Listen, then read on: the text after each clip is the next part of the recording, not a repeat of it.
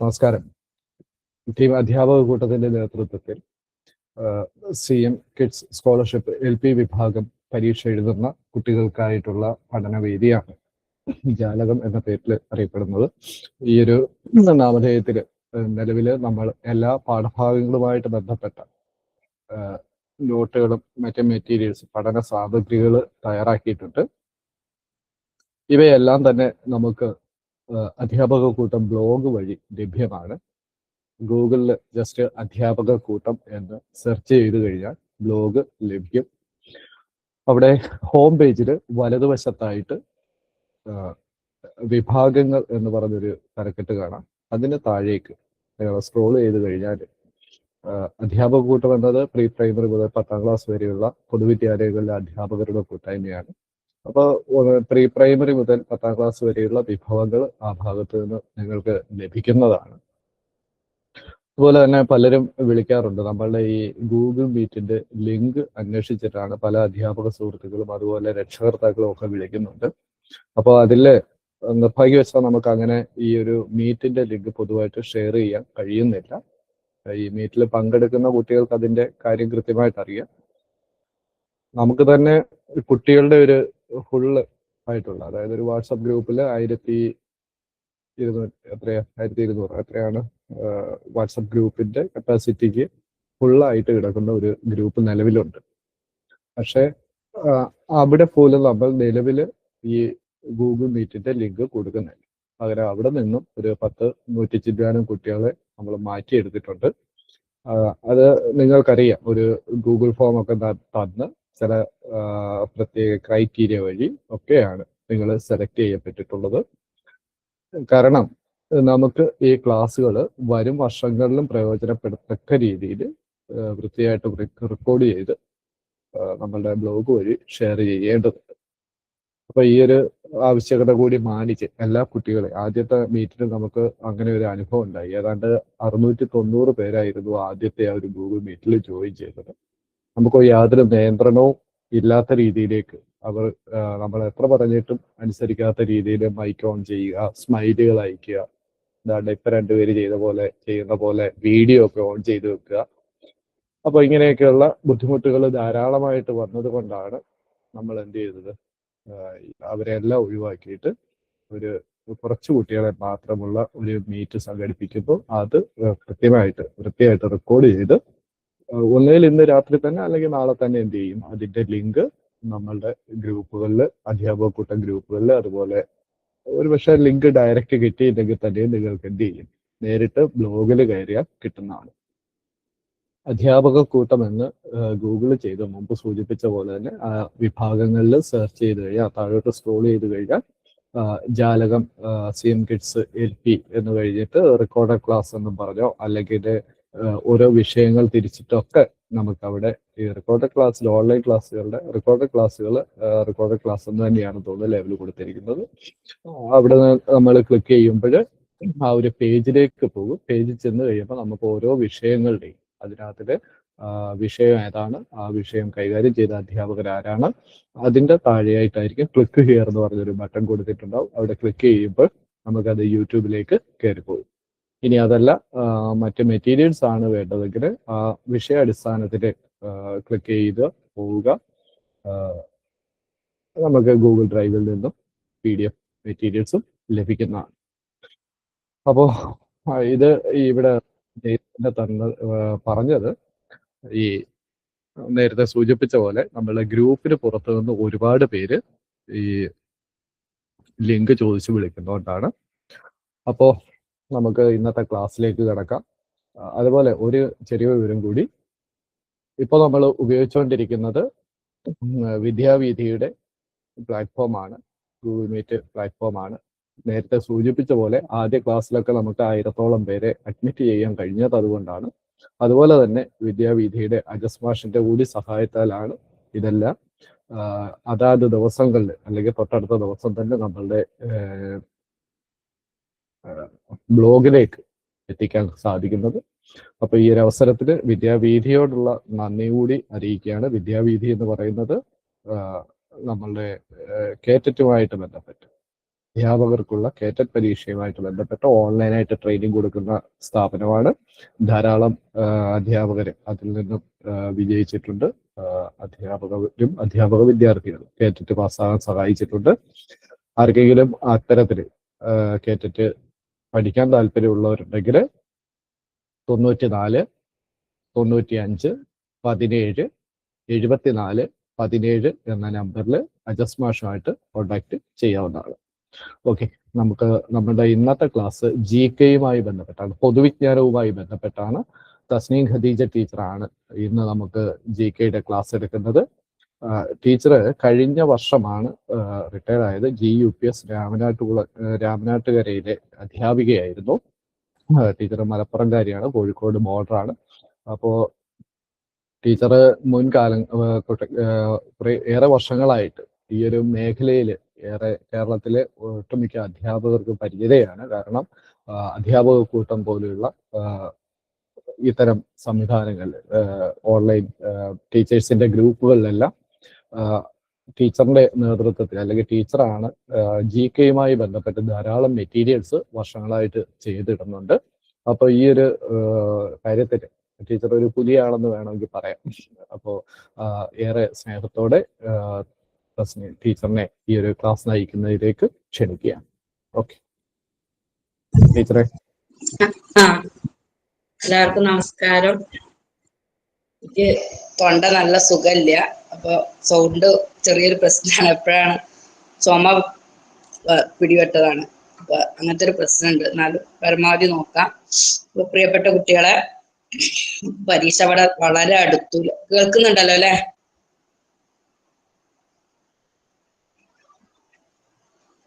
Hello hello hello അല്ലേ? Okay. അപ്പൊ നമുക്ക് പരീക്ഷ വളരെ അടുത്തു. പരീക്ഷയുടെ മാതൃകകളൊക്കെ പ്രാവശ്യം മാറിയിട്ടുണ്ടെന്ന് അറിയാലോ. ഇപ്പൊ GK 10 മാർക്കിനേ ഉള്ളൂ അല്ലെ? എങ്കിലും ആ 10 മാർക്ക് എന്ന് പറഞ്ഞാൽ വളരെ വിലപ്പെട്ടതാണ്. അപ്പോ GK-യിൽ ഇപ്രാവശ്യം ഉൾപ്പെട്ടിട്ടുള്ളത്, കഴിഞ്ഞ വർഷം വരെ GK പ്രത്യേക പൊതുവിജ്ഞാനം മാത്രമായിരുന്നു ഉണ്ടായിരുന്നത്. പക്ഷെ ഈ വർഷം മേഖലകൾ തന്നിട്ടുണ്ട്.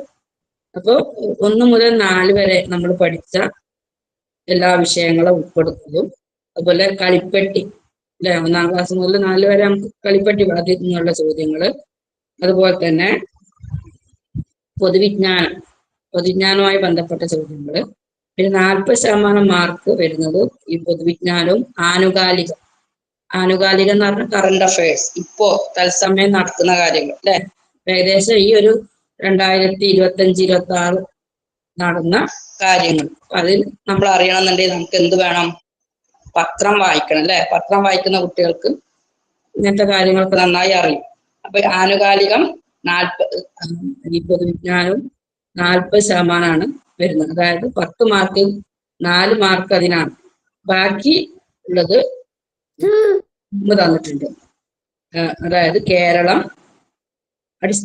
കേരളവുമായി ബന്ധപ്പെട്ട അടിസ്ഥാന വിവരങ്ങള്, പക്ഷികൾ നമ്മൾ പഠിച്ചതാണ്. EVS, അതുപോലത്തെ ഇന്ത്യൻ സ്വാതന്ത്ര്യ സമരം, ഇത് 3ഉം നമ്മൾ EVS-ൽ പഠിക്കുന്ന കാര്യങ്ങളാണ്. ഇതുമായി ബന്ധപ്പെട്ടിട്ടുള്ള ചോദ്യങ്ങളാണ് ബാക്കി 6 മാർക്കിന് ഉണ്ടാവുക എന്നാണ് പറഞ്ഞത്. അപ്പൊ അതും അങ്ങനെ നമുക്ക് കിട്ടുന്നത് കൊണ്ട് നമുക്ക് എന്ത് ചെയ്യാം? അത് ഒന്നായി ഫോക്കസ് ചെയ്ത് പഠിക്കാൻ കഴിയും. പക്ഷികളുമായി ബന്ധപ്പെട്ട കുറച്ച് കാര്യങ്ങൾ ആദ്യം ഒന്ന് നമുക്ക് നോക്കാം. ഇപ്പം ദേശീയ പക്ഷി നിരീക്ഷണ ദിനം നമുക്ക് എല്ലാവർക്കും ഡോക്ടർ സലീം അലിയുടെ ജന്മദിനമാണ് ദേശീയ പക്ഷി നിരീക്ഷണ ദിനമായിട്ട് ആചരിക്കുന്നത്. അതെന്താണ്? നവംബർ 12 ദേശീയ പക്ഷി നിരീക്ഷണ ദിനം, നവംബർ 12.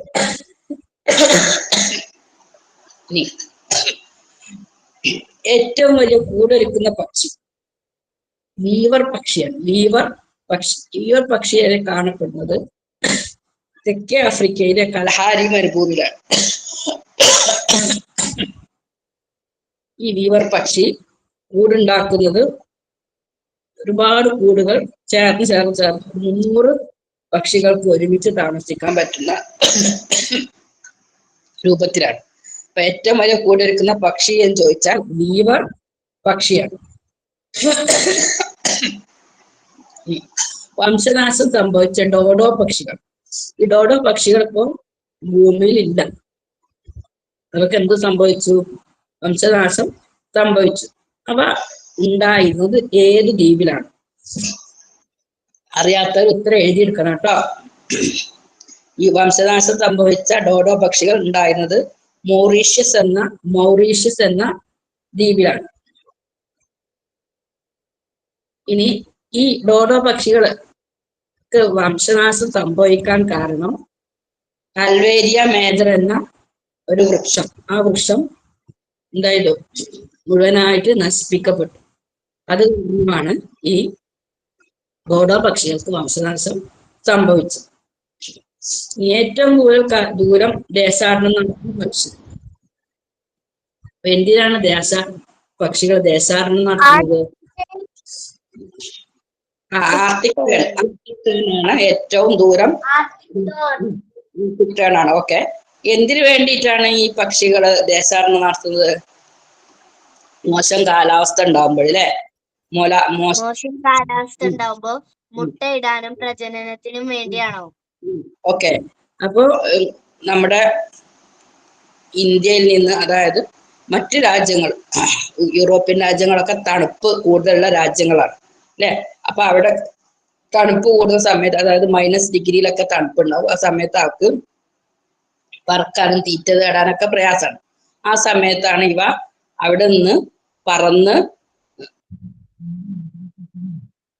അതായത് ഒരു ഭൂഖണ്ഡത്തിൽ നിന്ന് മറ്റൊരു ഭൂഖണ്ഡത്തിലേക്ക് പറക്കാനുള്ള കഴിവുണ്ട്. അങ്ങനെ ദേശാടനം നടത്തുന്ന പക്ഷിയാണ് ആർട്ടിക് ടേൺ.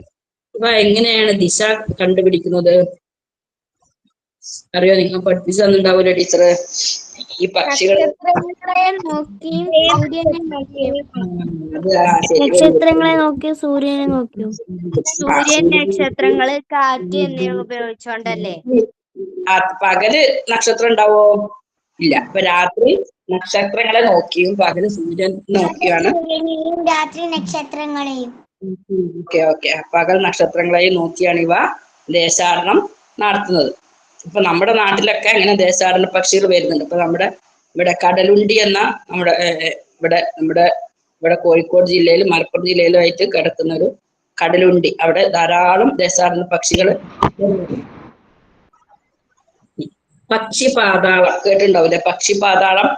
ഈ പക്ഷിപാതാളം എന്നത് ഒരു പക്ഷി സങ്കേതമാണ്. ഇത് ഏത് ജില്ലയിലാണ് സ്ഥിതി ചെയ്യുന്നത്? വയനാട്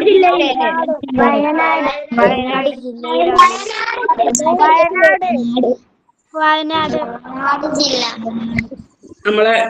നിങ്ങൾ പറയണ്ട കേട്ടോ മക്കളെ, നിങ്ങൾ എഴുതി കാണിച്ചാൽ മതി. അപ്പൊ എല്ലാരും കൂടി പറയുന്ന സമയത്ത് നമുക്ക് എന്താവും, ആകെ പ്രയാസമാവും. അപ്പൊ എഴുതി കാണിച്ചാൽ മതി കേട്ടോ. ഒന്നാമത്തെ ടീച്ചർക്ക് സൗണ്ട് കുറവാണ്. ലോക പക്ഷി നിരീക്ഷണം. അപ്പൊ നേരത്തെ ദേശീയ പക്ഷി നിരീക്ഷണ ദിനം എന്ന് പറഞ്ഞു നവംബർ 12 ഡോക്ടർ സലീം അലിയുടെ ജന്മദിനമാണ്. ഇനി ലോക പക്ഷി നിരീക്ഷണ ദിനം എന്നാണ്. ഏപ്രിൽ 9 ദേശീയ പക്ഷി നിരീക്ഷണ ദിനം. ഏപ്രിൽ 9. കേരളത്തിലെ പക്ഷിഗ്രാമം എന്നറിയപ്പെടുന്നത് നൂറനാട് എന്ന സ്ഥലമാണ്. നൂറനാട് എന്ന സ്ഥലമാണ് കേരളത്തിലെ പക്ഷിഗ്രാമം എന്നറിയപ്പെടുന്നത്. നിപ്പ പക്ഷി സങ്കേതം സ്ഥിതി ചെയ്യുന്നത് തിരുവനന്തപുരമാണ് കേട്ടോ. പക്ഷി സങ്കേതങ്ങളുടെ പേരൊക്കെ നമുക്ക് എന്തായാലും ചോദിക്കാൻ സാധ്യതയുണ്ട്. അതുപോലെ ഡോക്ടർ സലീം അലിയെ നമുക്കറിയാലോ. ആരാ ഡോക്ടർ സലീം അലി? പക്ഷി മനുഷ്യ അല്ലെ? പക്ഷികളെ നിരീക്ഷിച്ച് ഒരു പക്ഷി നിരീക്ഷണം നടത്തിയ ശാസ്ത്രജ്ഞനാണ്, ഇന്ത്യക്കാരനാണ് ഡോക്ടർ സലീം അലി. ഡോക്ടർ സലീം അലി പക്ഷി സങ്കേതം സ്ഥിതി ചെയ്യുന്നത് ഏത് സംസ്ഥാനത്ത് നിന്നാണെന്നറിയോ? ഗോവയിലാണ് കേട്ടോ. അതുപോലെ നമ്മുടെ തട്ടേക്കാട് പക്ഷി സങ്കേതം അറിയപ്പെടുന്നത് ഡോക്ടർ സലീം അലിയുടെ. തട്ടേക്കാട് പക്ഷി സങ്കേതം ഏത് ജില്ലയിലാ? എറണാകുളം ജില്ലയിലാണ്. അതും ഡോക്ടർ സലീം അലിയുടെ. ഓക്കെ. കേരളത്തിലെ നിത്യഹരിത പ്രദേശമാണ് അറിയോ? സൈലന്റ് വാലിയാണ് കേരളത്തിലെ ഏക നിത്യഹരിത പ്രദേശം. സൈലന്റ് വാലി സ്ഥിതി ചെയ്യുന്നത് ഏത് ജില്ലയിലാണ്?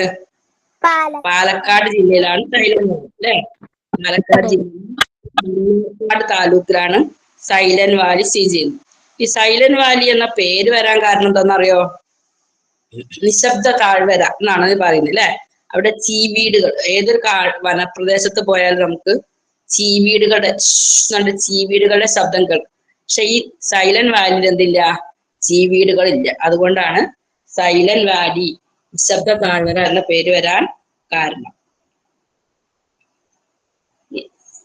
വംശനാശ ഭീഷണി നേരിടുന്ന ജീവികളുടെയും സസ്യങ്ങളെയും കുറിച്ച് പ്രതിപാദിക്കുന്ന പുസ്തകത്തിന്റെ പേരാണ് റെഡ് ഡാറ്റ ബുക്ക്. ഈ റെഡ് ഡാറ്റ ബുക്കിൽ പ്രസിദ്ധീകരിച്ചിട്ടുള്ള ഇന്ത്യയിലെ ഏക സംസ്ഥാനമാണ് നമ്മുടെ കേരളം. റെഡ് ഡാറ്റ ബുക്കിൽ എന്താ ഉണ്ടാവുക?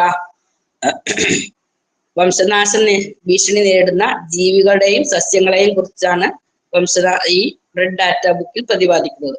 നമ്മുടെ കേരളമാണ് റെഡ് ഡാറ്റ ബുക്ക് പ്രസിദ്ധീകരിച്ച ഏക സംസ്ഥാനം, ഇന്ത്യയിലെ ഏക സംസ്ഥാനം. ഇനി ഇന്ദുചൂടൻ അല്ലെ, ഇന്ദുചൂടൻ എന്ന് കേട്ടിട്ടുണ്ടല്ലോ. ഇന്ദുചൂടന്റെ പേരിൽ അറിയപ്പെടുന്ന പാലക്കാടുള്ള മയിൽ സംരക്ഷണ കേന്ദ്രം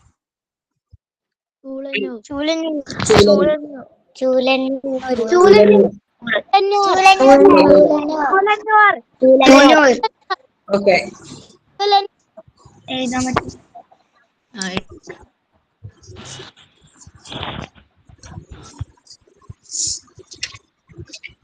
വനം വകുപ്പ് വംശനാശ ഭീഷണി നേരിടുന്ന അങ്ങാടിക്കുരുകൾക്കായി നടപ്പിലാക്കുന്ന പദ്ധതി. അങ്ങാടിക്കുരുവികൾ, നമ്മുടെ ഇടയിൽ തന്നെ കാണപ്പെടുന്ന അങ്ങാടിക്കുരുവികൾക്കും വംശനാശ ഭീഷണിയുണ്ട്. വംശനാശ ഭീഷണി നേരിടുന്ന അങ്ങാടിക്കുരുവികൾക്ക് വനം വകുപ്പ് നടപ്പിലാക്കുന്ന പദ്ധതിയുടെ പേരാണ് കുരുവിക്കൂട്. എഴുതിയെടുക്കുന്നുണ്ടോ മക്കളെ? എഴുതിയെടുക്കുന്നുണ്ടല്ലോ. കുരുവിക്കൊരു കൂട് എന്നാണ് ആ പദ്ധതിയുടെ പേര്. കുരുവിക്കൊരു കൂട്. ഇനി വൃക്ഷത്തിന്റെ പേരിൽ അറിയപ്പെടുന്ന വന്യജീവി സങ്കേതം. ഒരു വൃക്ഷത്തിന്റെ പേരിൽ അറിയപ്പെടുന്ന കേരളത്തിലെ വന്യജീവി സങ്കേതം വന്യജീവി സങ്കേതം ഏത് ജില്ലയിലാണ്? കൊല്ലം ജില്ലയിലാണ്. കൊല്ലം ജില്ലയിലാണ് കേട്ടോ. പറയല, അങ്ങാടിക്കുരുകൾ എന്തുകൊണ്ടാണ് വംശനാശ ഭീഷണി നേരിടുന്നത് അറിയാം നമുക്ക്? അങ്ങാടിക്കുരുവികൾ വംശനാശ ഭീഷണി നേരിടുന്നുണ്ട്. കാരണം ഈ അങ്ങാടിക്കുരുവികൾ കൂട് കൂട്ടിയിരുന്നത് അങ്ങാടികളിലെ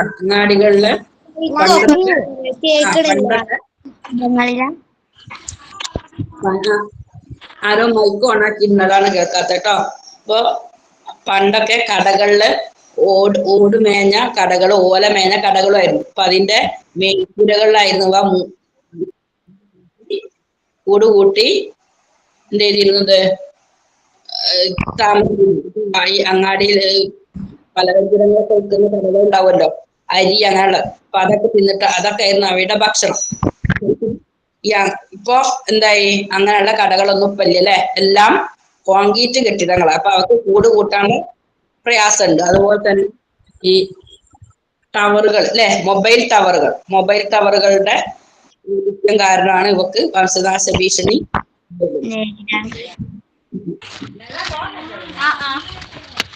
ഇപ്പൊ പറഞ്ഞതൊന്നും കൂടി പറയോ? അങ്ങാടിക്കുരുവികള് സ്റ്റിക്കറുടെ എല്ലാവരും പറഞ്ഞിട്ടുണ്ടല്ലോ മാഷ്. അങ്ങാടിക്കുരുവികള്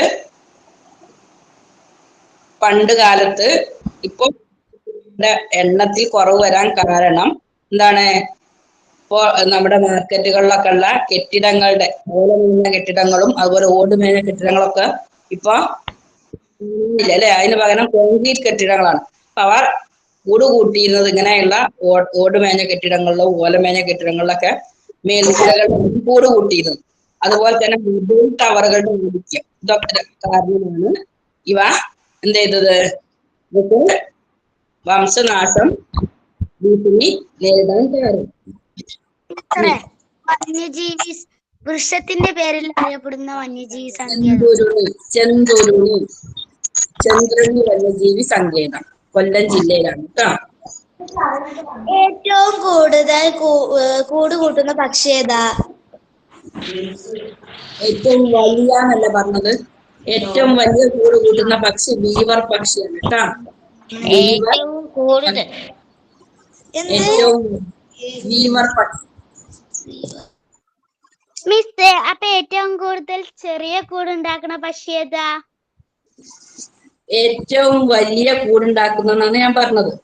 ഇവ ഞാൻ പറഞ്ഞ പരസ്പരം ബന്ധിപ്പിച്ചിട്ടാണ് വലിയ കൂടായി മാറുന്നത്. വലിയ ഈ മരമല്ലി, മഹാളിക്കിഴങ്ങ് തുടങ്ങി സൗണ്ട് ഇല്ല. മരമഞ്ഞൾ, മഹാളിക്കിഴങ്ങ് തുടങ്ങി ഒട്ടനവധി അപൂർവ ഔഷധ സസ്യങ്ങളുടെ സാന്നിധ്യത്തിൽ IUCN-ന്റെ റെഡ് ഡാറ്റ ബുക്കിൽ ഇടം പിടിച്ച വന്യജീവി സങ്കേതം. നമ്മുടെ കേരളത്തിലെ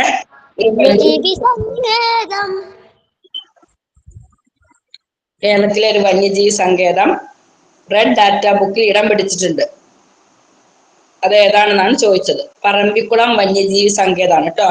പറമ്പിക്കുളം വന്യജീവി സങ്കേതത്തിൽ വേറെയും പ്രത്യേകത ഉണ്ട്. കേരളത്തിലാണ് പറമ്പിക്കുളം വന്യജീവി സങ്കേതം. അതിലേക്ക് പ്രവേശിക്കാൻ തമിഴ്നാട്ടിൽ അതിലേക്ക് പ്രവേശിക്കാൻ കഴിയുള്ളൂ. ഇപ്പൊ പറമ്പിക്കുളം വന്യജീവി സങ്കേതത്തിലെ പ്രത്യേകത മരമഞ്ഞൾ തുടങ്ങി ഒട്ടനവധി അപൂർവ ഔഷധ സസ്യങ്ങൾ ബുക്കിൽ ഇടം പിടിച്ചിട്ടുണ്ട്. പറമ്പിക്കുളം വന്യജീവി സങ്കേതം.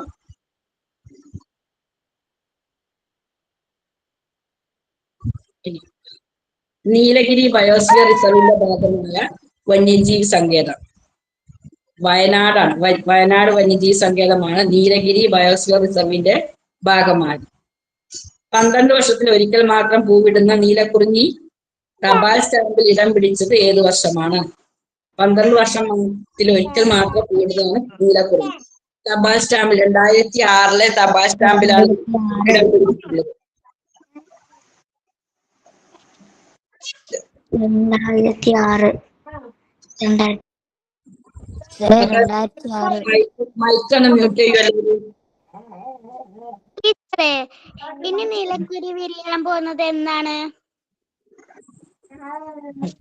12 വർഷം കൂടുമ്പോഴാണ് അത് പൂവിടുന്നത്. ഓക്കെ.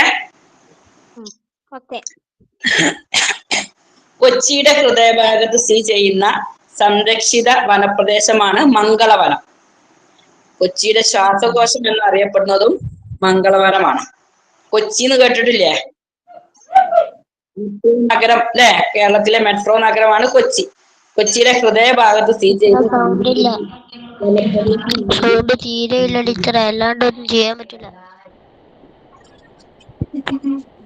മൈക്ക് എല്ലാരും ഓൺ ആക്കിയിട്ടാണ് സൗണ്ട് കേൾക്കാത്തത് കേട്ടോ.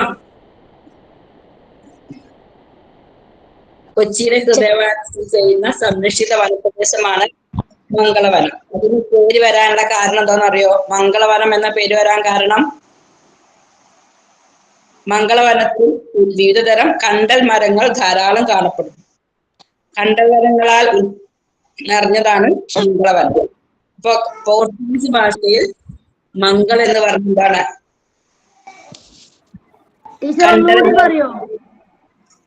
ശ്രദ്ധിക്കുക. മംഗൾവനം എന്ന പേര് വരാൻ കാരണം പോർച്ചുഗീസ് ഭാഷയിൽ എന്താണ്? കണ്ടൽ എന്നാണ് അർത്ഥം. അതുകൊണ്ടാണ് മംഗളവനം എന്ന പേര് വരാൻ കാരണം. കൊച്ചിയുടെ ശ്വാസകോശം എന്നും ഈ മംഗളവനം അറിയപ്പെടുന്നു. മിസ്സേ, കേരളത്തിലെ മയിൽ സംരക്ഷണ കേന്ദ്രം അതേതാണ്?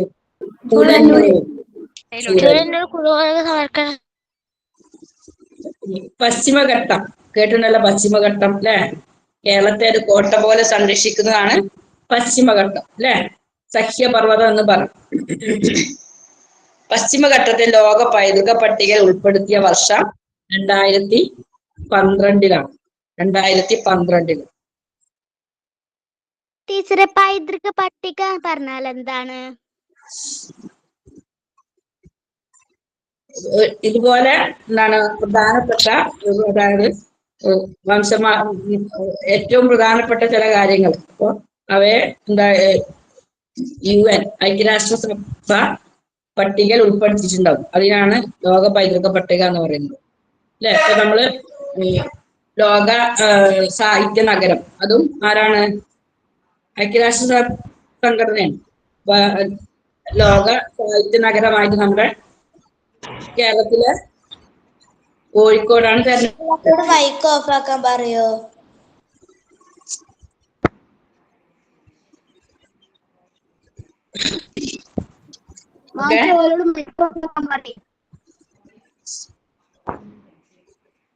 ഇന്ത്യയിലെ ആദ്യത്തെ ഇക്കോ ടൂറിസം പദ്ധതി നടപ്പാക്കിയ തെന്മലയാണ് കേട്ടോ.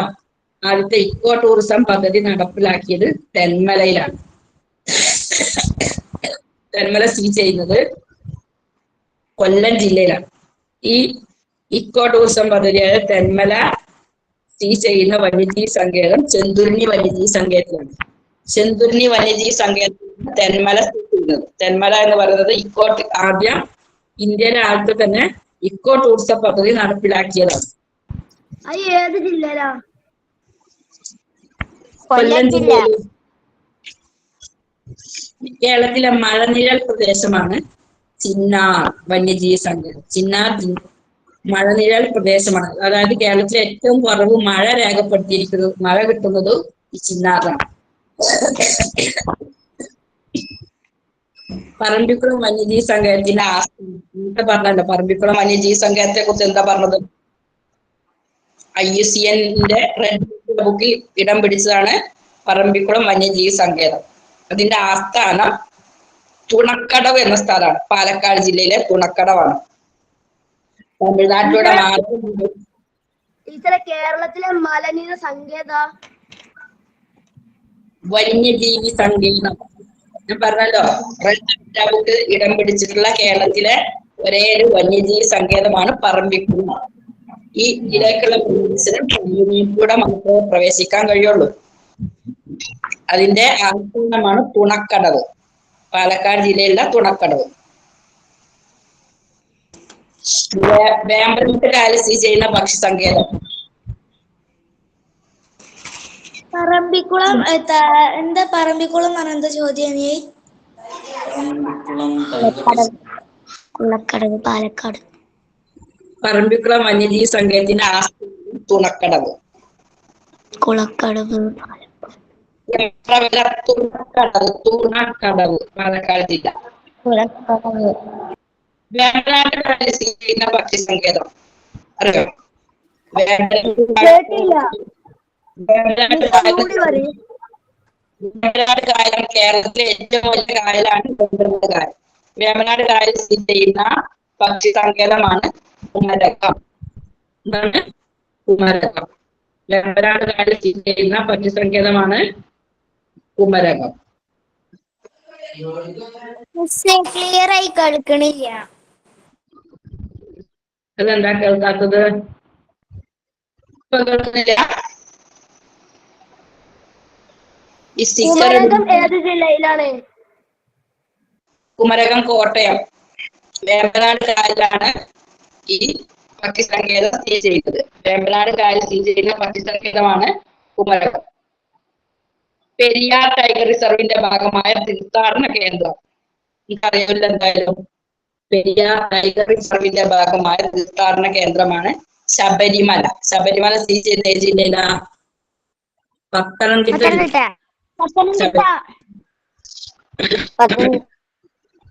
പത്തനംതിട്ട.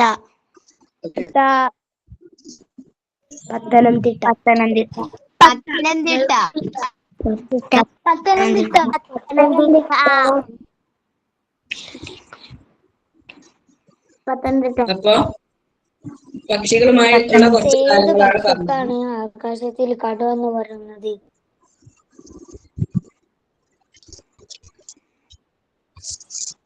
ഇനി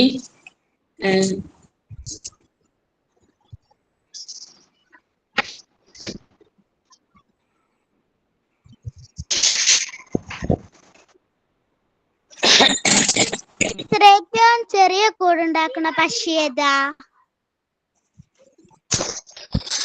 മണ്ണിൽ കൂടുണ്ടാക്കുന്ന പക്ഷിയുണ്ട്. മണ്ണിൽ കൂടുണ്ടാക്കുന്ന പക്ഷി ഏതാ?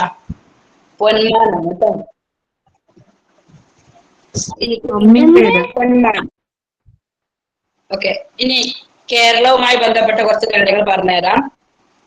കേരളപ്പിറവി ദിനം എന്നാണ്? നവംബർ 1 അല്ലേ? കേരളം നവംബർ 1 രൂപീകരിച്ചത്. ഇനി നവംബർ 1 ശ്രേഷ്ഠ ഭാഷാ ദിനം കൂടിയാണ്. ശ്രേഷ്ഠ ഭാഷാ ദിനം കൂടിയാണ് നവംബർ 1 അല്ലെ? അപ്പൊ ഏത് വർഷം മുതലാണ് നവംബർ 1 ശ്രേഷ്ഠ ഭാഷാ ദിനമായി ക്ലിയർ അല്ല. 2013 മുതൽ.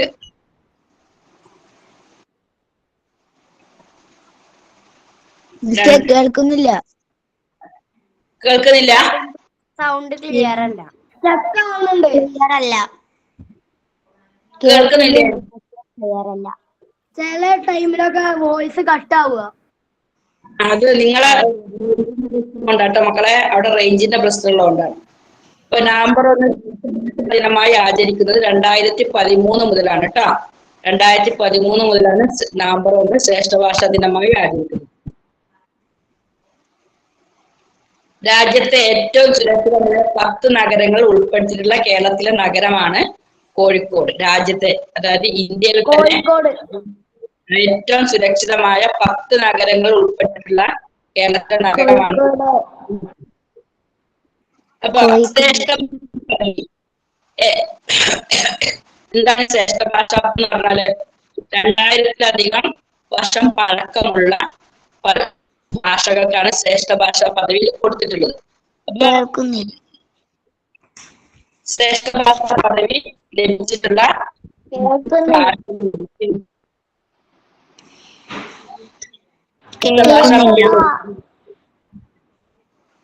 കേൾക്കുന്നില്ല? ഹലോ, ആർക്കാ കേൾക്കാത്തത്? ആർക്കും കേൾക്കുന്നില്ല. കേൾക്കുന്നുണ്ട്, പക്ഷെ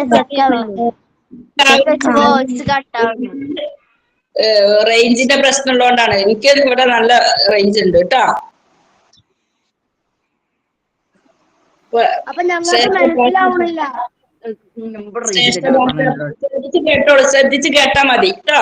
നിങ്ങൾ വേറെ സൗണ്ട് ഉണ്ടാക്കുന്നതുകൊണ്ടാണ് കേൾക്കാത്തത്. ശ്രേഷ്ഠ ഭാഷാ പദവി ലഭിച്ചിട്ടുള്ള ഭാഷകൾ ഏതൊക്കെ നോക്കൂ, ശ്രദ്ധിക്കൂ.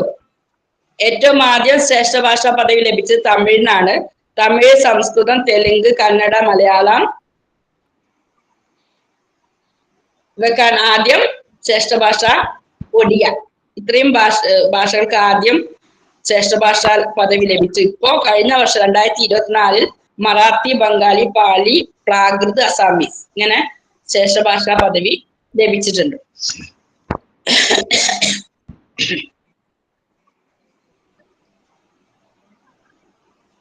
മിസ്സേ, പറക്കുന്നിടയിൽ ഉറങ്ങുന്ന പക്ഷി ഏതാ? അറിയില്ല കേട്ടോ.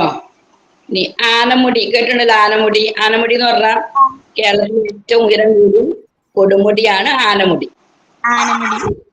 ആനമുടി സ്ഥിതി ചെയ്യുന്ന പർവ്വതനിര ഏതാ? പശ്ചിമഘട്ടമാണ്. ആനമുടി പശ്ചിമഘട്ടം. കേരളത്തിൽ പശ്ചിമഘട്ടത്തിൽ നിലകൊള്ളുന്ന പ്രധാന മഴക്കാടാണ് സൈലന്റ് വാലി. ടീച്ചറെ, ആനമുടി സമുദ്രനിരപ്പിൽ നിന്ന് എത്ര അടി ഉയരത്തിലാണുള്ളത്? ആനമുടി അറിയില്ല കേട്ടോ, അത് നോക്കിയിട്ട് പറയണം.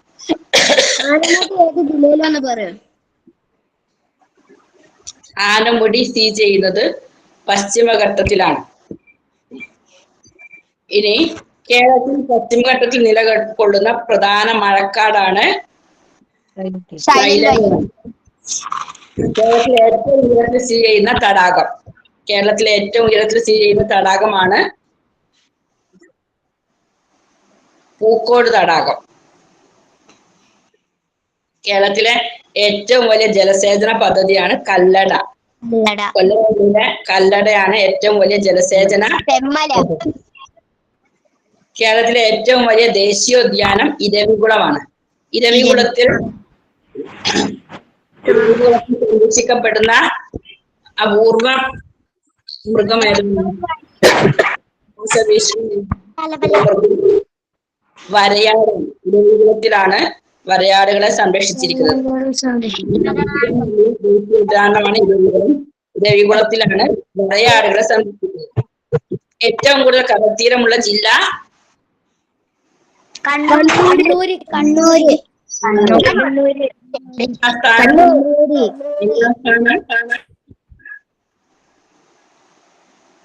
ആലപ്പുഴയാണ്. ഏറ്റവും കുറവ് കൊല്ലം ജില്ല. കേരളത്തിലെ ഏറ്റവും പഴക്കമേറിയ പട്ടണം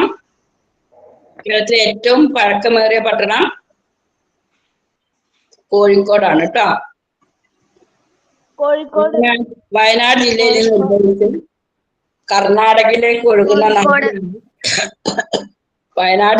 ഉത്ഭവിച്ച് കർണാടകയിലേക്ക് ഒഴുകുന്ന നദിയാണ് കബനി നദിയാണ്. വയനാട് ജില്ലയിൽ നിന്നാണ് ഉത്ഭവിക്കുന്നത്. അത് കർണാടകയിലേക്കാണ് ഒഴുകുന്നത്.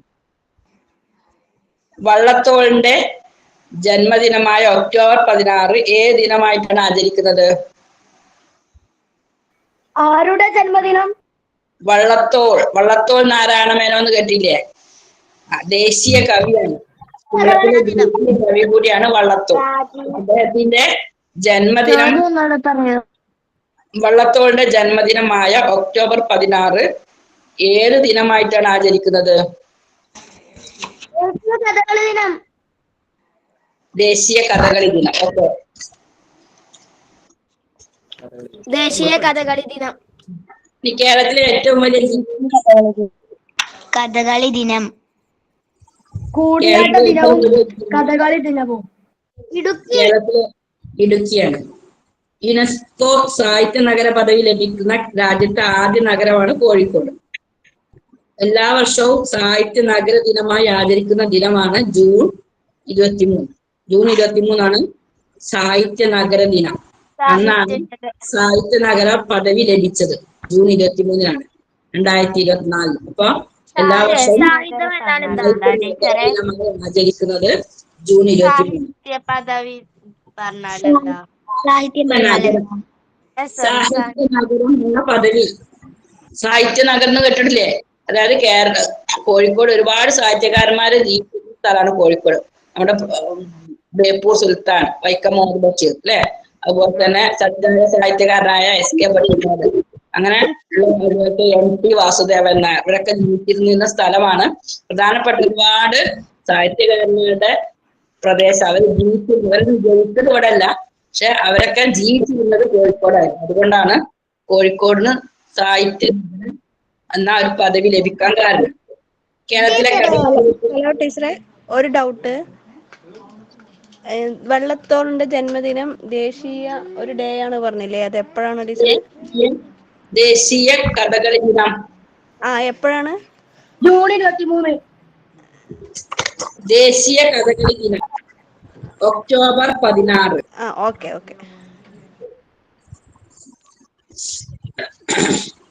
അമേരിക്കയുടെ ദേശീയ പക്ഷി ഏതാ? കേരളത്തിലെ കടൽ തീരത്തിന്റെ ദൈർഘ്യം എത്ര നീളമുണ്ട്? കേരളത്തിലെ കടൽ തീരം 550 കിലോമീറ്റർ. ഇനി കേരളത്തിലെ ഏറ്റവും കൂടുതൽ ആനകളുള്ള വന്യജീവി സങ്കേതമാണ് പെരിയാർ വന്യജീവി സങ്കേതം. ഏറ്റവും കൂടുതൽ ആനകളുള്ള വന്യജീവി സങ്കേതമാണ് പെരിയാർ വന്യജീവി സങ്കേതം. വയനാട്ടിലെ ചൂരൽമല, മുണ്ടക്ക എന്നിവിടങ്ങൾ ഉണ്ടായ ഉരുൾപൊട്ടലിന്റെ ഉത്ഭവസ്ഥാനം പശ്ചിമഘട്ടത്തിലെ വൈലോലി മലയിലാണ് കേട്ടോ.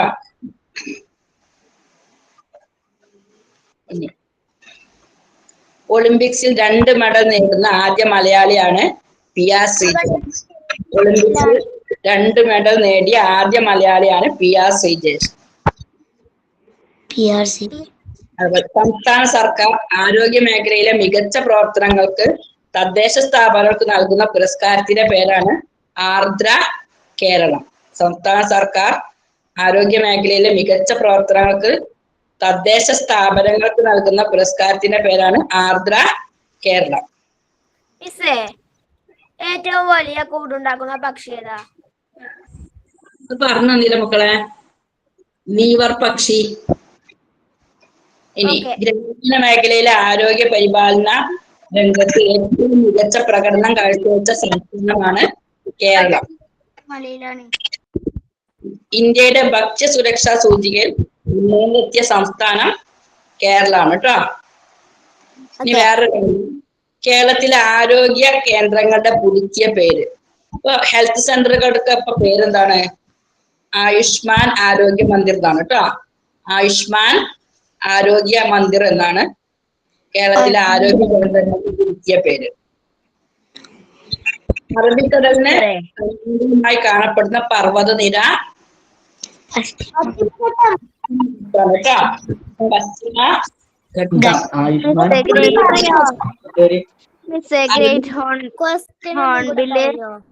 ഏത് ചോദ്യാണ്?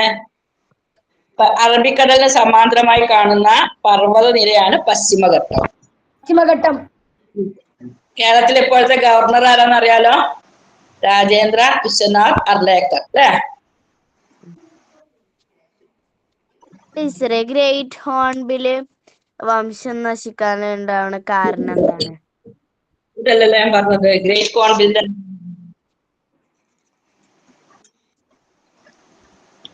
ഞാൻ പറഞ്ഞത് എന്താ? ഡോഡോ പക്ഷിയുടെ കാര്യമാണ് പറഞ്ഞത്. പറയാ പേര്. ഡോഡോ പക്ഷിയുടെ കാര്യം പറഞ്ഞത്. ഓക്കെ. ഇതിലെ ഗവർണറിന്റെ പേര് ഒന്നുകൂടെ പറയോ? രാജേന്ദ്ര വിശ്വനാഥ് അർലേക്കർ. രാജേന്ദ്ര വിശ്വനാഥ് അർലേക്കർ. ഒരുപാട് കാര്യങ്ങൾ പറയാനുണ്ട്. സംസ്ഥാനത്തെ ചിത്രശലഭ സങ്കേതം വന്യജീവി സങ്കേതം. സംസ്ഥാനത്തെ ആദ്യ ചിത്രശലഭ സങ്കേതം കണ്ണൂർ ജില്ലയിലെ ആറളമാണ് കേട്ടോ.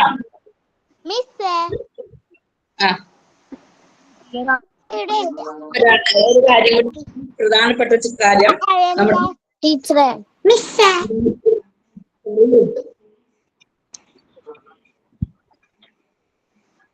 ഓക്കെ. മിസ് പറഞ്ഞതൊക്കെ ഒന്ന് നോട്ട്സ് ആക്കിയിട്ട് ഒന്ന് വിട്ടു തരുമോ? മിസ് പറയുന്നൊന്നും ക്ലിയർ ആവുന്നില്ല. അവിടെ ഇവിടെ മുറിഞ്ഞാ കേൾക്കുന്നത്, അതുകൊണ്ടാ. ഇത് സാർ അയച്ചു തരും കേട്ടോ. ക്വസ്റ്റ്യൻസ് അയച്ചു തരും. ഓക്കെ.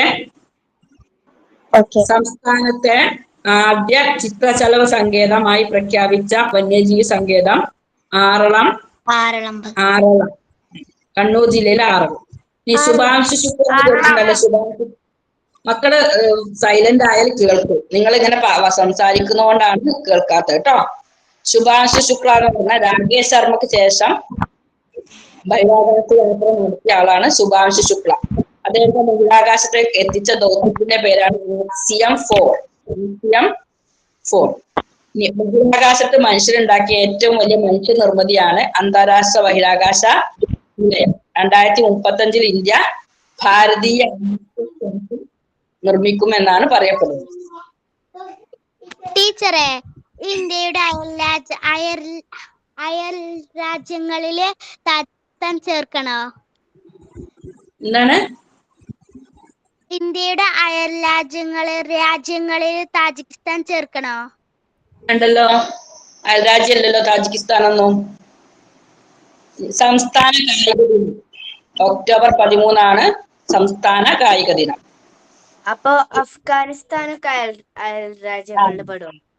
അഫ്ഗാനിസ്ഥാൻ ഉണ്ട്.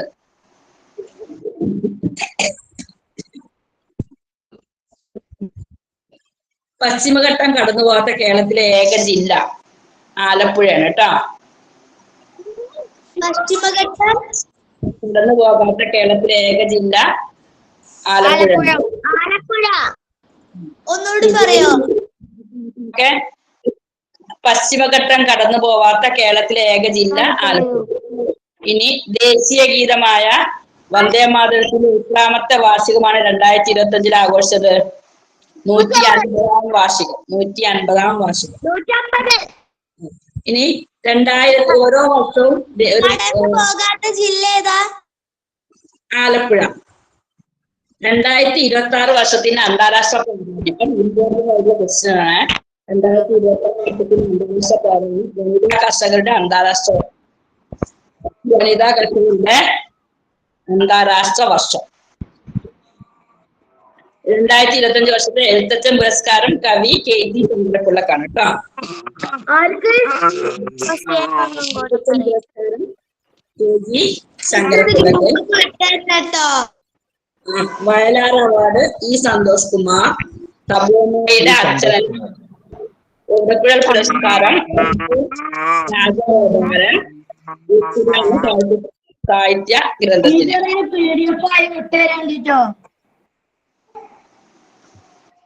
രാകേഷ് ശർമ്മയ്ക്ക് ശേഷം ബഹിരാകാശത്തെത്തിയ രണ്ടാമത്തെ ഇന്ത്യക്കാരനാണ് ശുഭാംശു ശുക്ല. ഇമ്പോർട്ടന്റ് ചോദ്യമാണ് കേട്ടോ. ഈ സാറിന്റെ സമയത്തെ കാര്യം പറയണ്ടേ?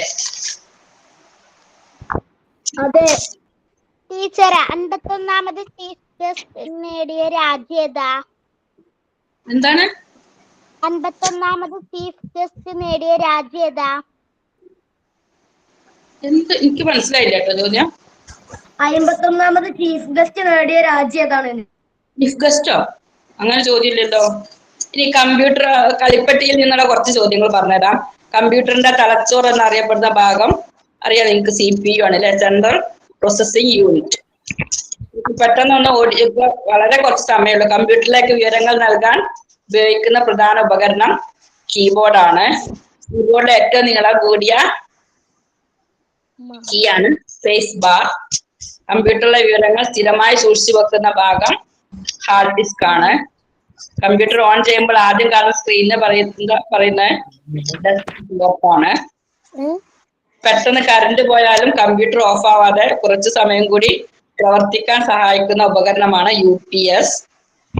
അൺഇന്ററപ്റ്റബിൾ പവർ സപ്ലൈ എന്നാണ് അതിന് പറയുന്നത്, UPS. കമ്പ്യൂട്ടറിന്റെ ശബ്ദം കേൾക്കാൻ സഹായിക്കുന്ന ഉപകരണം സ്പീക്കറാണ്. കമ്പ്യൂട്ടർ സ്ക്രീനിലെ ഒരു വസ്തുവിനെ തിരഞ്ഞെടുക്കാനും തുറക്കാനും സഹായിക്കുന്ന ഉപകരണമാണ് മൗസ്. കമ്പ്യൂട്ടറിന്റെ പിതാവ് എന്നറിയപ്പെടുന്നത് ചാൾസ് ബാബേജ് ആണ്.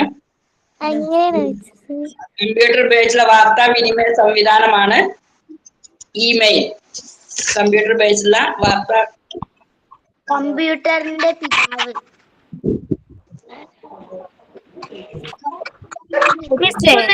എന്നറിയപ്പെടുന്ന ഗ്രഹം ഏതാ? എന്താണ് ചുവന്ന ഗ്രഹം എന്നറിയപ്പെടുന്ന ഗ്രഹം?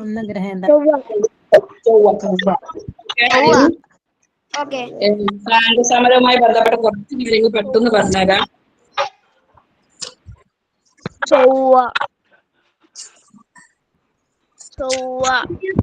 പിതാവ് എന്നറിയപ്പെടുന്നത് ആരാണ്? പറഞ്ഞല്ലോ.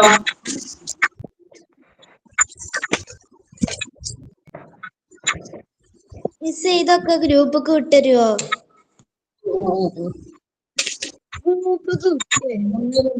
ഒരുപാട്. ഒന്നാം സ്വാതന്ത്ര്യ സമരം നടന്നത് 1857 മെയ് 10-നാണ്. ഒന്നാം സ്വാതന്ത്ര്യ സമരം പുറപ്പെട്ട മീററ്റ് സ്ഥിതി ചെയ്യുന്നത് മീററ്റിൽ നിന്ന് ഒന്നാം സ്വാതന്ത്ര്യ സമരം പൊട്ടിപ്പുറപ്പെട്ടത്. സിപായി ലഹള എന്ന് പറഞ്ഞ് സ്ഥിതി ചെയ്യുന്നത് ഉത്തർപ്രദേശിലാണ്. ആദ്യ സ്വാതന്ത്ര്യ ദിനത്തിൽ ചെങ്കോട്ടയിൽ ദേശീയ പതാക ഉയർത്തി രാജ്യത്തോട് സംസാരിച്ചത് ജവഹർലാൽ നെഹ്റു ആണ്. ബ്രിട്ടീഷുകാരിൽ നിന്ന് സ്വാതന്ത്ര്യം നേടിയ രാഷ്ട്രങ്ങളുടെ പൊതുവേദി അറിയപ്പെടുന്നത് കോമൺവെൽത്ത് എന്നാണ്.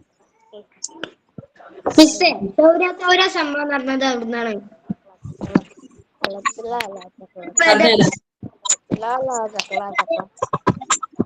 ന്യൂഡൽഹിക്ക് മുമ്പ് ഇന്ത്യയുടെ തലസ്ഥാനം ഏതായിരുന്നു? ന്യൂഡൽഹിക്ക് മുമ്പ് കൊൽക്കത്ത.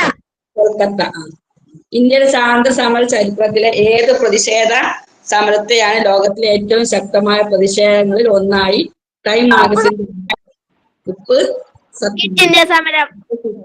ഉപ്പ് സത്യാഗ്രഹം. ദേശീയ സ്വാതന്ത്ര്യത്തിന്റെ കവി എന്നറിയപ്പെടുന്നത് ഉപ്പ് സത്യാഗ്രഹം പ്രത്യക്ഷപ്പെട്ട ഭാരതീയനാണ് ഗാന്ധിജി. ജാലിയൻവാലാബാഗ് കൂട്ടക്കൊലക്ക് പ്രതികാരം ചെയ്ത വിപ്ലവകാരിയാണ് ഉദ്ധം സിംഗ്.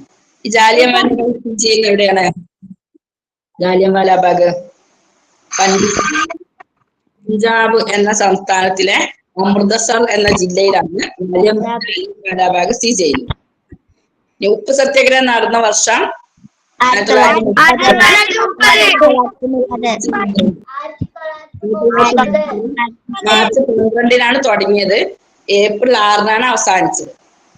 ദണ്ഡി കടപ്പുറത്തേക്കുള്ള യാത്ര അല്ലെ, സബർമതിയിൽ നിന്ന് ദണ്ഡി കടപ്പുറത്തേക്കുള്ള യാത്ര. ഈ ദണ്ഡി ഉപ്പ് സത്യാഗ്രഹം ദണ്ഡി കടപ്പുറം സ്ഥിതി ചെയ്യുന്നത് ഗുജറാത്തിലാണ് കേട്ടോ.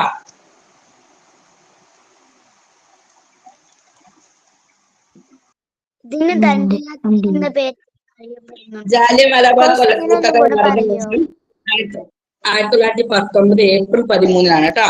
ജാലിയൻവാലാബാഗ് കൂട്ടക്കൊല നടന്ന വർഷം 1919 ഏപ്രിൽ 13-നാണ്. ജാലിയൻവാലാബാഗ് സ്ഥിതി ചെയ്യുന്നത് അമൃത് പഞ്ചാബ്.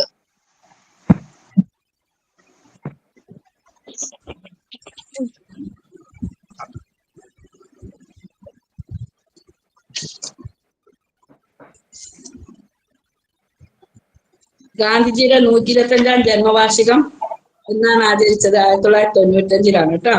1995. ആ ഓക്കെ. സ്വാതന്ത്ര്യ സമര സേനാനി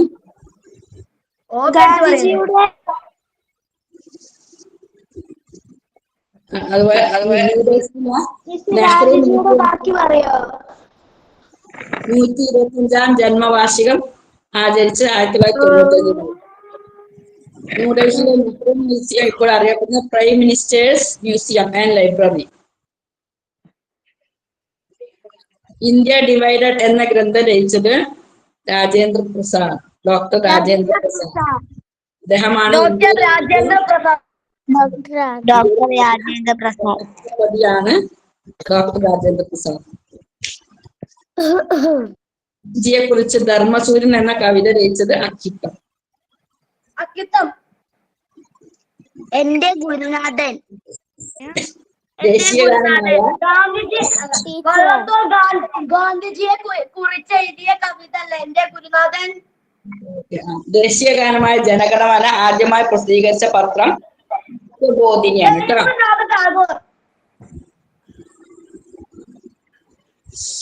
ജമ്മു കാശ്മീർ, ലഡാക്ക് കേന്ദ്രഭരണ പ്രദേശങ്ങൾ.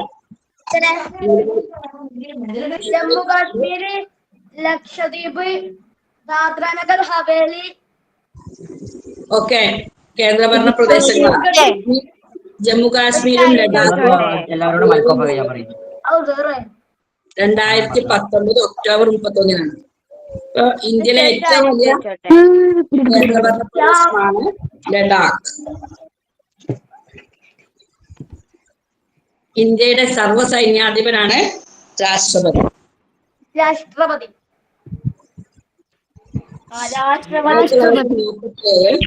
ആഗസ്റ്റ് 14-ന് അർദ്ധരാത്രി ന്യൂഡൽഹിയിലെ പാർലമെന്റ് ഹൗസിൽ നെഹ്റു നടത്തിയ പ്രസംഗം അറിയപ്പെടുന്നത് ട്രീസ്റ്റ് വിത്ത് ഡെസ്റ്റിനി എന്നാണ് അറിയപ്പെടുന്നത്. ഒന്നുകൂടി പറയോ? ഇംഗ്ലീഷ് മാസത്തില് 2026 വർഷത്തിലെ എത്രാമത്തെ വർഷ? 1947 ആഗസ്റ്റ് 14-ന് പാർലമെന്റ് ഹൗസിൽ ട്രീസ്റ്റ് വിത്ത്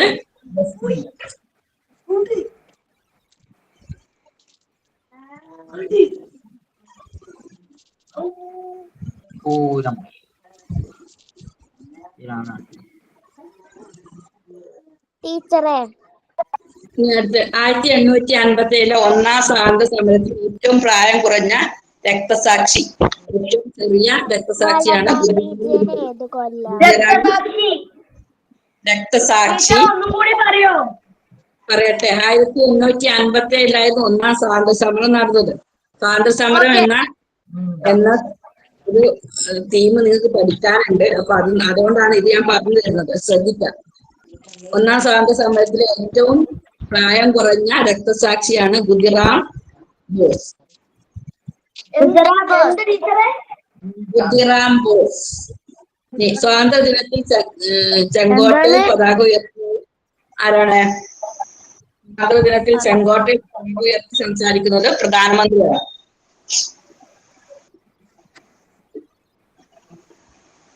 ചരിത്രപ്രസിദ്ധമായ ദണ്ഡിയാത്ര നടത്തിയപ്പോൾ ഗാന്ധിജിയുടെ വയസ്സ് 61 ഗാന്ധിജിക്ക് 61.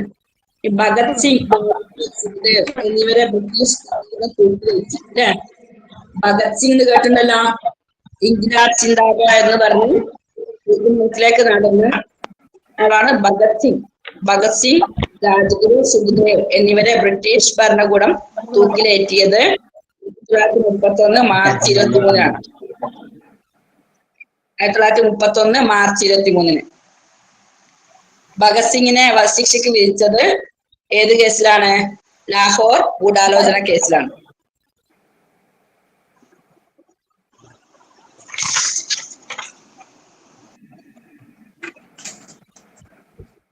ഇന്ത്യയുടെ പരമോന്നത നീതിപീഠമാണ് സുപ്രീം കോടതി. സുപ്രീം കോടതി ചീഫ് ജസ്റ്റിസ് ആണ് സൂര്യകാന്ത്. ജസ്റ്റിസ് സൂര്യകാന്ത്.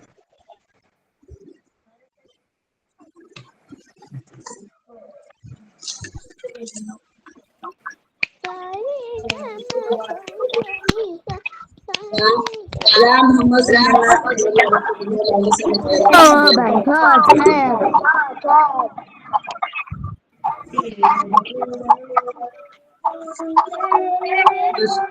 ഹലോ മാഷെ, മാഷെ ഹലോ ഹലോ,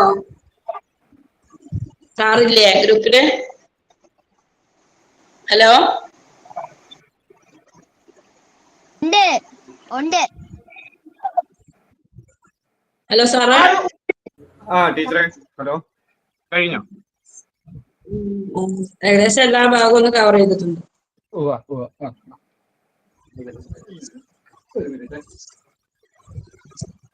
മക്കളെ എങ്ങനെ ഉണ്ടായിരുന്നു ക്ലാസ് ഒക്കെ?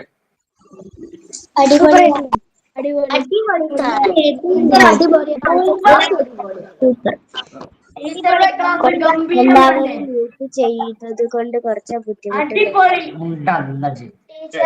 ഇന്നത്തെ ക്ലാസ് അടിപൊളി. അത് തരും. ഈ റെക്കോർഡഡ് ക്ലാസ് നിങ്ങൾക്ക് തരും. ഒപ്പം നിങ്ങൾ എന്ത് ചെയ്യാ, ഇപ്പൊ എഴുതിയെടുത്തായിരുന്നോ? എഴുതിയെടുത്തോ ഏതെങ്കിലും?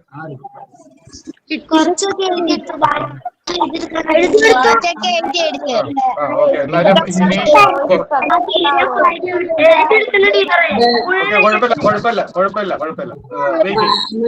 മൈക്ക് ഓൺ ആക്കിയിട്ട് ഒരുപാട് ഡിസ്റ്റർബൻസ് ഉണ്ടായി. മൈക്ക് കുറെ പേര് ഒരുമിച്ച് ഓണാക്കി. അതെന്താ അങ്ങനെ? കഴിഞ്ഞ ദിവസമൊക്കെ പറഞ്ഞതാണ് അങ്ങനെ ഉണ്ടാവല്ലേ എന്ന്. അപ്പൊ നിങ്ങൾക്ക് ഈ റെക്കോർഡഡ് ക്ലാസ് കിട്ടും. അപ്പൊ എന്ത് ചെയ്യാം, അതുകൂടെ എടുത്ത് വെച്ച് നിങ്ങൾ നോട്ട് തയ്യാറാക്കുക. പിന്നെ കുറച്ചൊക്കെ ഇനി കേട്ട് പഠിച്ചാൽ മതിയാവും ഇല്ലേ തസ്മി ടീച്ചറെ? ഇനിയിപ്പോ ഒരുപാട് ദിവസം ഇല്ലല്ലോ, ഒരാഴ്ച കൂടെ എല്ലാം ഉള്ളു. അപ്പൊ നിങ്ങൾ കേട്ടുകൂടെ കുറച്ചൊക്കെ പഠിക്കാൻ വെക്കുക. സമയം അധികം കളയണ്ട. PDF ഞാനത് വിട്ടുതരാം. അയച്ചാൽ മതി. ഞാൻ ഗ്രൂപ്പിൽ കൊടുക്കാം. ഒപ്പം ബ്ലോഗിൽ കൊടുക്കുന്ന സമയത്ത് അവിടെയും കൂടെ കൊടുത്തേക്കാം. കാര്യം ചോദിച്ചോട്ടെ?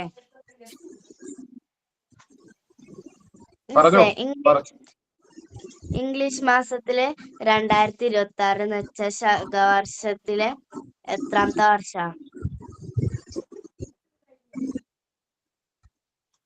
കലണ്ടർ നോക്കേണ്ടി വരും. അത് ഗ്രൂപ്പിൽ എനിക്ക് പേഴ്സണലായിട്ട് ഒന്ന് അയച്ചിട്ടിരുന്നാൽ മതി. അതിന്റെ ഫോർമുല എടുത്തത് കേട്ടോ. ഇപ്പൊ ചോദിച്ച ചോദ്യം, എന്റെ നമ്പർ അറിയാമല്ലോ. മൈക്ക് മ്യൂട്ട് ചെയ്യൂ.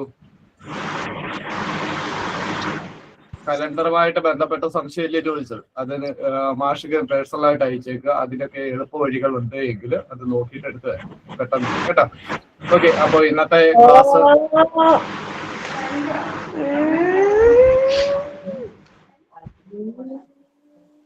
ക്ലാസ് അവസാനിക്കുകയാണ്. പിന്നെ ഇന്ന് അൺമ്യൂട്ട് ചെയ്തത് അത്ര കാര്യമാക്കാത്തത് GK ക്ലാസ് കൂടി ആയതുകൊണ്ടാണ്. കാരണം ഒന്നാമത്തെ കാര്യം, നമ്മൾ റെക്കോർഡ് ക്ലാസ് കൊടുക്കുന്നുണ്ടെങ്കിലും ഇത് ഒരു പക്ഷേ വരും വർഷങ്ങളിൽ അങ്ങനെ ഉപയോഗിക്കേണ്ടി വരുന്നില്ല. ടീച്ചർ തുടക്കത്തിലെ പറഞ്ഞ പോലെ മേഖല അടുത്ത വർഷം മാറ്റം ഉണ്ടാകും. മക്കളെ മിണ്ടരുത്. അതാരാണ്? അനുശ്രീ. ഇനി നിങ്ങൾ വീണ്ടും അരിക്കണം. ഇപ്പൊ ഇരിക്കുന്ന ഗ്രൂപ്പിൽ നിന്ന് വീണ്ടും അരിച്ചു മാറ്റണം. 140 എന്നുള്ള വെറും 40 ആക്കി മാറ്റി കേട്ടാ. ഇവിടെ 10 പേരെ കിട്ടിയാലും നമുക്ക് ക്ലാസ് വെക്കാൻ പറ്റും. ഓക്കെ, അപ്പൊ മൈക്ക് മ്യൂട്ട് ചെയ്യൂ, എല്ലാവരും മൈക്ക് മ്യൂട്ട് ചെയ്യൂ. ഒരു റാനി ശ്രീഷാൻ മൈക്ക് മ്യൂട്ട് ചെയ്യൂ.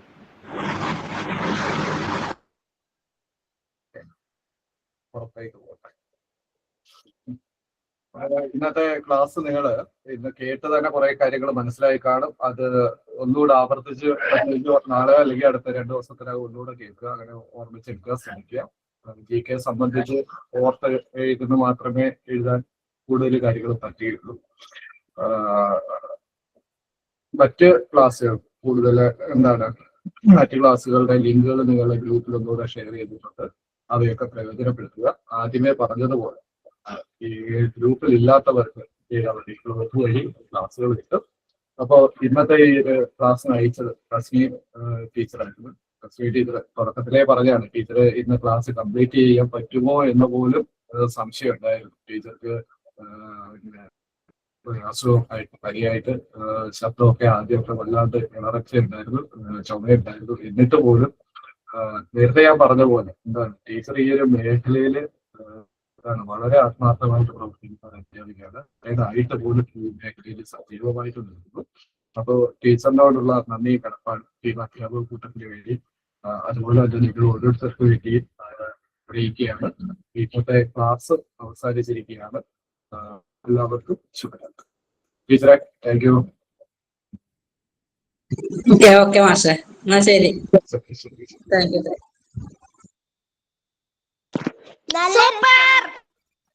Thank you, teacher. Thank you, teacher. Thank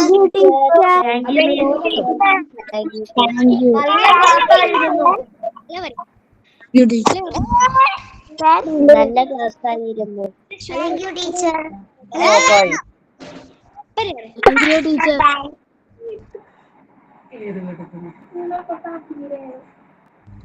Shut up, teacher.